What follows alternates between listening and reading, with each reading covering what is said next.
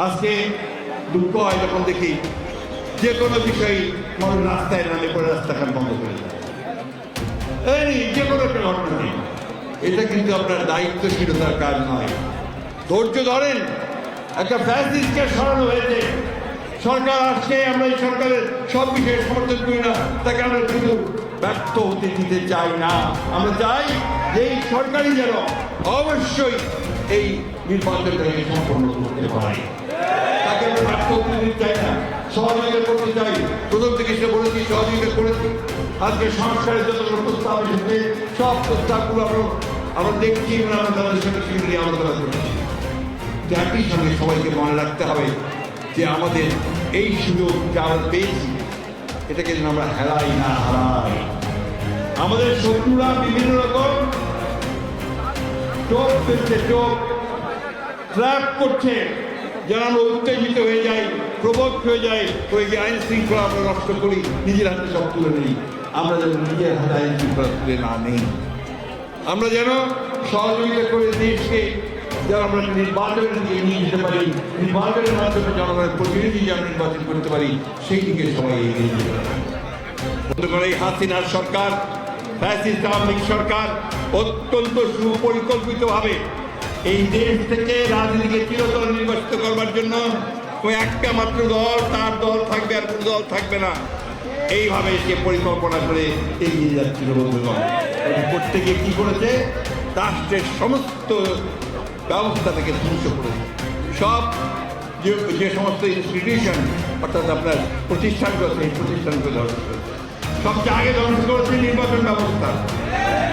Vote দিতে যেতে পারবে না, ভোট যেতেই দিতে যাবে না, তাই না?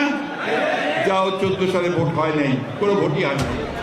2014 সালে 154 জনকে বিনা প্রতিদ্বন্দ্বিতায় নির্বাচিত ঘোষণা দিয়ে সরকার গঠন করছে, আর ভোট কেন্দ্রগুলোতে কুত্তা ঘোরাঘুরি করছে। শফিউল আলম প্রধান তখন বলছিলেন, ওটা নাম দিয়েছিলেন কুত্তা মার্কা নির্বাচন। আপনাদের ওইটাই কথাই বলেছিলেন। 18 সালে আমাদের সঙ্গে কথা বললেন ওই হাসিনা নিজে, ওয়াদা করলেন যে আমরা নির্বাচনে আসেন, আমি সব রকম সুযোগ সুবিধা দেব, আমি কোনো নিরপেক্ষতা করতে দেব, পক্ষপাতিত্ব করতে দেব না, নিরপেক্ষ নির্বাচন হবে। আমরা গণতন্ত্রের স্বার্থেই সেই নির্বাচনে গিয়েছিলাম। কি দেখেছি নির্বাচনে? নির্বাচনে অনেক আগে থেকে আমাদের প্রার্থীদেরকে গ্রেফতার করে নিয়ে হবে, কাউকে ক্যাম্পেইন করতে দিত না, প্রচার করতে দিত না, আর আগে রাত্রে সব ভোট সিল মারে নিয়ে গিয়ে হবে। মনে আছে আপনাদের? রাতের নিশি রাতের ভোট। তারপরে আরেকটা নির্বাচন করলো 5 তারিখে 24 সালে, 24 তাই না? সেটা হচ্ছে কি দামি নির্বাচন। আওয়ামী লীগ প্রার্থী হবে, আবার আওয়ামী লীগের নেতারাই তারা আবার প্রতিপক্ষ বা বিরোধী পক্ষ হবে, প্রতিদ্বন্দ্বী প্রার্থী হবে, তাই না? তামাশা, তামাশা, ভোটের তামাশা, গণতন্ত্রের তামাশা, এই তামাশা আমাদেরকে দেখিয়েছে এই শেখ হাসিনা। আপনারা দেখেন নাকি ইউটিউব দেখেন না? আপনারা ইউটিউব দেখেন তো না?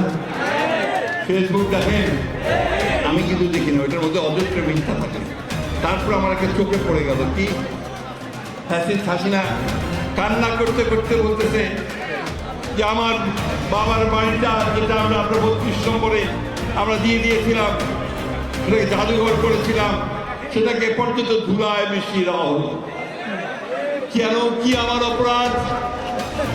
অপরাধ আপনি এটাই তো এখনো বুঝতে পারছেন না হাসিনা, আপনার কি অপরাধ? আপনি একটা জাতিকে ধ্বংস করবার চক্রান্ত করেছেন, আপনি একটা জাতির অধিকারকে ধ্বংস করেছেন, আপনি দেশকে বিক্রি করে দিয়েছেন অন্যদেরকে। আমার ধর্মকে ধ্বংস করার চেষ্টা করেছেন, আমার কৃষ্টিকে ধ্বংস করবার চেষ্টা করেছেন, আমার ইতিহাসকে বিকৃত করেছেন, সব কিছু ধ্বংস করে দিয়েছেন। আপনি এখনো বুঝতে পারেন না যে আপনার কি অপরাধ। আপনার কপাল ভালো, ভাগ্য ভালো যে আপনাকে যারাই হোক সেই হেলিকপ্টারে করে পাচার করে দিয়েছে, তা না হলে আপনাকে খুঁজে পাওয়া যেত না। বন্ধুগণ, সেদিন সামরিক বাহিনী একটা খুব ভালো ভূমিকা পালন করেছে, আমরা সেজন্য তাদেরকে ধন্যবাদ। তার পরিষ্কার করে হাসিনাকে বলে দিয়েছিল যে আপনার সামনে 2টা অপশন আছে, দুইটা বিকল্প আছে, একটা হচ্ছে যে যান নিয়ে কেটে পারেন, আর তা নাহলে এই গণভবনের মধ্যে আপনাকে পাবলিক কি করবে আমরা বলতে হবে। সেদিন লাখো লাখো মানুষ যখন চতুর্দিক থেকে আপনার সেই গণভবন থেকে ছুটে গিয়েছিল, তখন কিন্তু হাসিনা পালিয়ে তার জীবন রক্ষা করেছে। তার দলের দিকেও তাকায় নাই, দেশের দিকেও তাকায় নাই, মানুষের দিকেও তাকায় নাই। এই নেতার উপরে, এই নেত্রীর উপরে কি মানুষের আস্থা থাকতে পারে? আস্থা থাকতে পারে?